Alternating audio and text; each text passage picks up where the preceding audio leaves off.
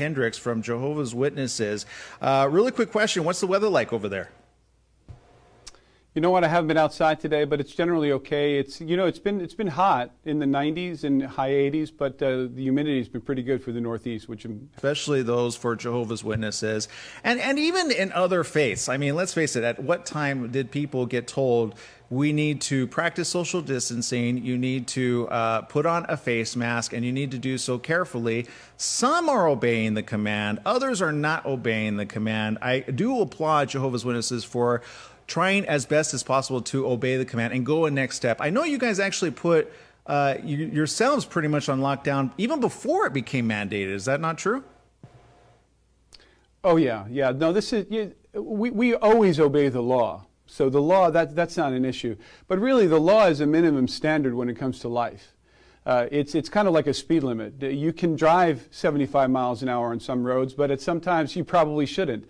And so when it comes to making these decisions, it's not about the law, that's a given, but it's about life, and it's about what's best for our communities and what's best for our people. Yeah, and I'm glad that you're saying that. I realize that this time is kind of tough, and a lot of people have a lot of questions. They're looking for some type of answer.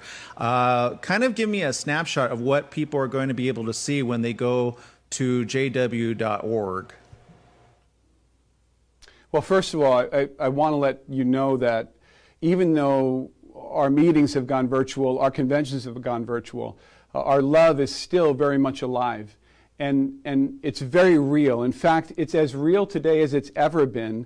Our congregation meetings have really been, the attendance is at unprecedented levels. Many have come back to the organization for two reasons. One, because they've seen the situation and they've been rocked by the fact that within 3 weeks an entire world can come to its knees because of a pandemic, and all the things that they thought brought them joy could be taken away from them: education, their retirement, their jobs, their careers. And so they've come back to spirituality, many of them. The other issue is that this virtual environment has embraced many of our disabled ones, our older ones, and not only just to listen, but to also participate in discussions, in healthy, lively, robust spiritual discussions. So spirituality is on the increase right now among God's people, and that's a powerful thing. With this convention, though, it's very much the same. We are getting together on a congregational level each week. So this weekend, we'll get together in small groups, and first of all, as a congregation, to talk about a Bible topic for about a half an hour. We'll retreat to watch the convention as families and individuals, and then we'll come back in small groups and join each other in fellowship to talk about the convention, to kind of sound it down into our hearts. And we invite everybody to be a part of that. Going to jw.org, going to the library tab of jw.org, and then to JW Broadcasting, they can scroll down and get the first 3 installments of the convention, which matches Friday afternoon, morning, and Saturday morning. And since the theme is about joy, you wonder, many people have asked us, did you just change it because of the pandemic? Fact of the matter is, this convention was named some 5 years ago at least.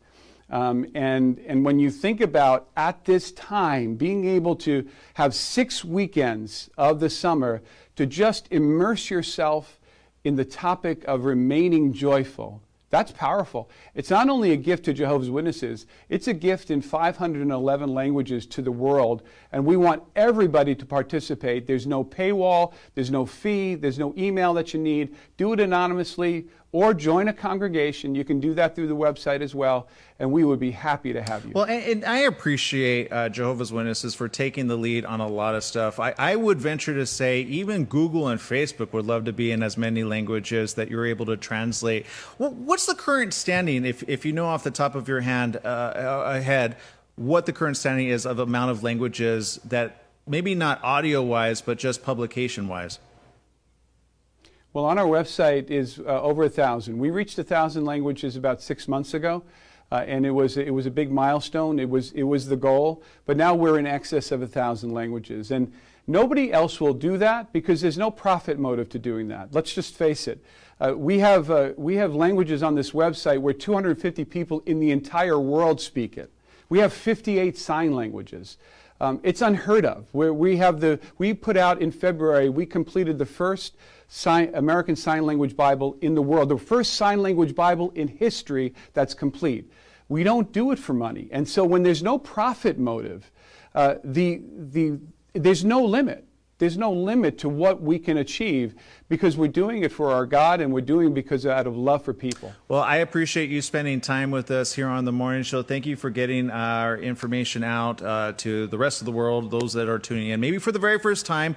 For those tuning in and or have been perhaps associated for some time or haven't been in quite some time, where can they go to find their local congregation, even though it's virtual?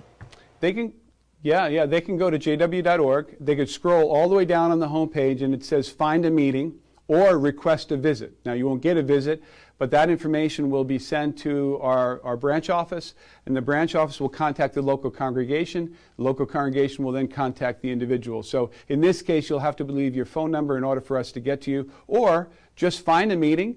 You can put your address in and then find a local Kingdom Hall, call the local Kingdom Hall, and we'll give you information on how to locally hook up with the local congregation meetings and also the convention. So we're still open for everyone to participate. All right, Robert Hendricks, spokesperson for the USA Division of Jehovah's Witnesses. Thank you very much for spending time with us here on The Morning Show, and keep doing the good work. Thank you very much, Aaron. It was a pleasure to be with you. Absolutely, ours too.